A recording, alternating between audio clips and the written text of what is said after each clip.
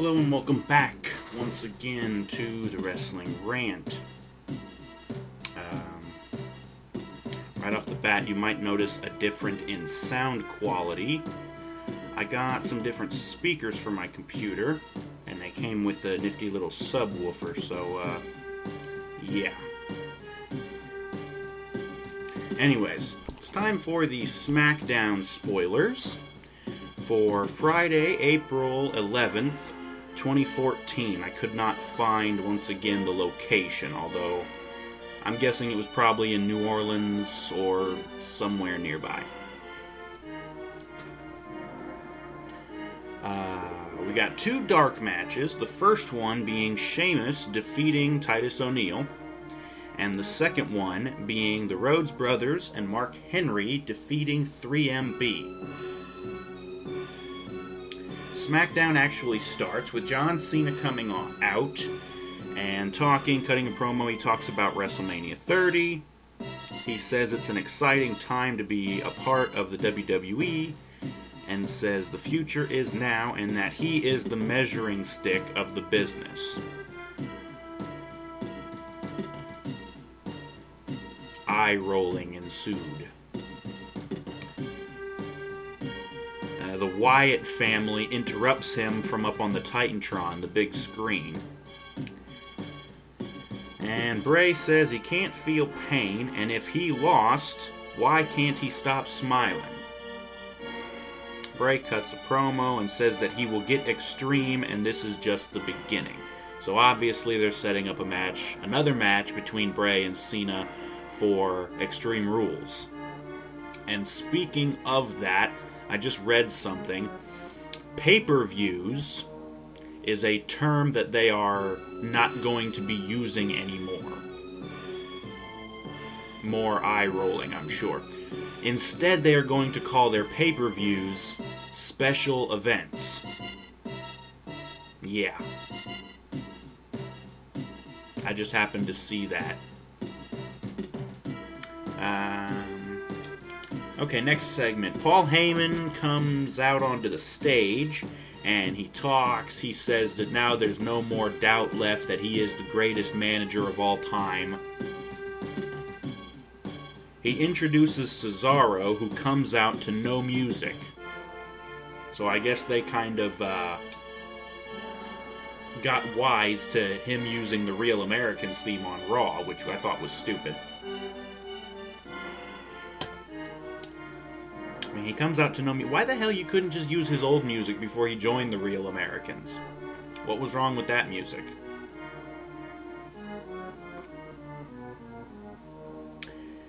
Anyways, Cesaro and Heyman go to the ring. Big Show is already there. I think, yeah, they already announced that Cesaro was going to take on the Big Show. I don't know if Big Show got jobber entranced. It doesn't seem to matter. They have the match. Cesaro wins by disqualification when Swagger comes out.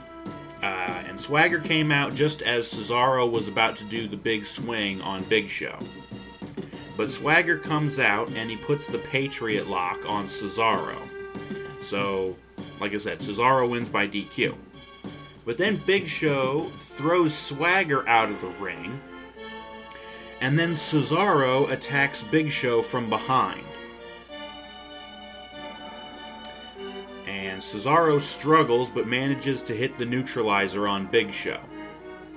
And it was also noted that Cesaro was using heel tactics during the match. Let's see. Going out of the ring, huddling with Heyman, poking the eyes or something like that. Yeah. So it looks like they're still trying to keep Cesaro a heel. Why? You just had him turn face, basically, by, winning the... whatever. Who gives a shit? Moving on, the next match. Rybaxel defeats Los Matadores in a quick match, obviously. And then Rob Van Dam cuts a babyface promo before defeating Damian Sandow again. And once again, I have to facepalm. Wasn't Sandow on the brink of snapping a while back? Why hasn't that happened yet? Maybe they'll save that for Raw. You know, he'll cut a promo before a match. Like, you know what? I've been putting up with these motherfuckers for way too damn long. Triple H wants to spit in my face because I wouldn't go and break up Daniel Bryan's little hoo-ha in the ring. And then Rob Van Dam brings his stoner ass back and shits on me 2 matches in a row. Fuck you guys. I'm kicking ass now. And then Sandow storms out to the ring and proceeds to beat RVD to a bloody fucking pulp. That would be great, but it won't happen because, again, retards write this show, so we're not going to have anything cool like that. Anyways, after that, Hogan comes out. And already I have to think, weren't you only signed through WrestleMania? Why the fuck are you still showing up? Politely take your bags and go home. Hogan comes out and he cuts a promo on WrestleMania 30, and he brings out Bryan to a big pop. That's Daniel Bryan, of course. Bryan talks about winning the title and also getting married later this week. Yeah, apparently he's marrying Brie Bella. Yeah. He also talks about being a big fan of Hogan's, and he asks for Hogan's music, the real American music, to play. And Hogan and Bryan celebrate to Hogan's music during a big pop. I'm doing the hot dogging and the grandstanding and that dumb shit. Anyways, got some bad news. Barrett defeats Kofi. Moving on. Fandango with Layla, yes, you heard that right, defeats Santino with Emma. Fandango has officially dumped Summer, and he's with Layla now. So, I don't know if that's an upgrade or not even an improvement at all, but he won the match, so I really don't give a shit about Layla, but... And also, Layla taunted Emma at ringside during the match. Whatever. And in the main event of the show, the Usos and Daniel Bryan versus Kane, Batista, and Randy Orton goes to a double countout. Afterwards, the Shield comes out and scares off Batista and Orton. But Kane came from behind with a chair, but before he could hit anybody from the Shield, Bryan hits the big running super knee on Kane. And the Shield and Daniel Bryan celebrate, and that's the end of the show.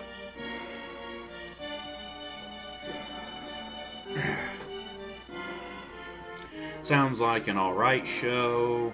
I don't know. In other news, Dean Ambrose reportedly suffered a rib injury during the main event taping, which was before the SmackDown taping. And he continued to, work through the SmackDown taping as well, so perhaps it's not serious? I don't know. But that could be bad. Ambrose could end up out for a while. Vicky Guerrero is also reportedly done with the WWE. Her contract runs out like this week, and she finished the taping, I guess, for SmackDown. It didn't say anything about her, but I guess she's done. So, holy fucking hell, it's about time. We don't have to put up with her anymore. But here's my question. Who's going to be the new general manager of SmackDown? Are we going to bring Teddy Long back? Or are we going to have Booker T do it again? Because honestly, I'd just go with Teddy Long. Or you could just have Brad Maddox be the general manager of both shows and actually have him do more on SmackDown, since he's basically a bitch on Raw to Triple H and Stephanie. Either way, next little bit of news. Sting has, I believe, officially signed a contract, a deal with the WWE. So expect to be seeing him sometime soon. The deal, from what I read, reportedly he will be, on TV, Raw and SmackDown, that sort of thing, and yeah. So yeah. Anyways, look to be seeing Sting sometime soon, possibly. And the last little bit of news that I have is this past Tuesday, just the day after Raw, the Ultimate Warrior died. The report says he was coming out of a hotel in Arizona, and he was on his way to his car, and he collapsed. Took him to the hospital, but he was pronounced dead shortly after arrival. So, very sad news. I said during my Raw video how much I always liked the Warrior. I loved his promos.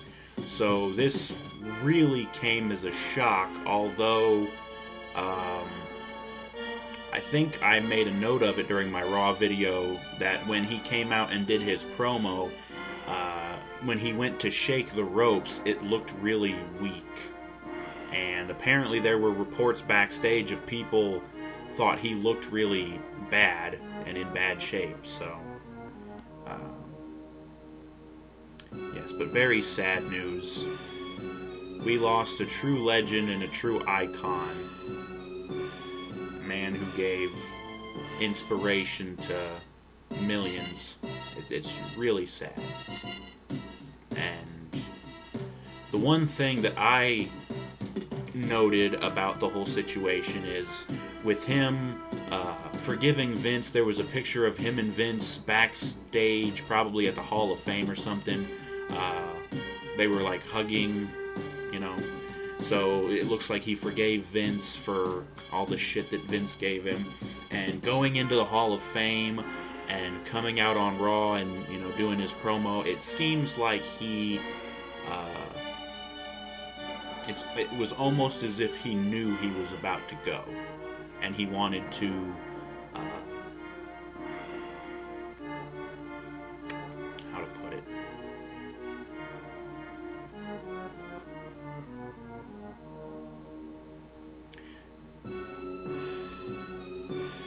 he I don't know.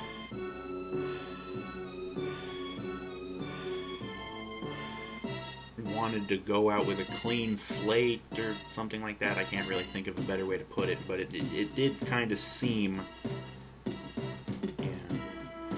Anyways, wish we could end on a more of a positive note. But yes, that was the SmackDown spoilers once again for April 11th, 2014.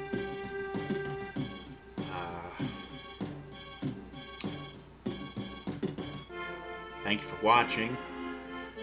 Join us next time for Raw, and we will see you then.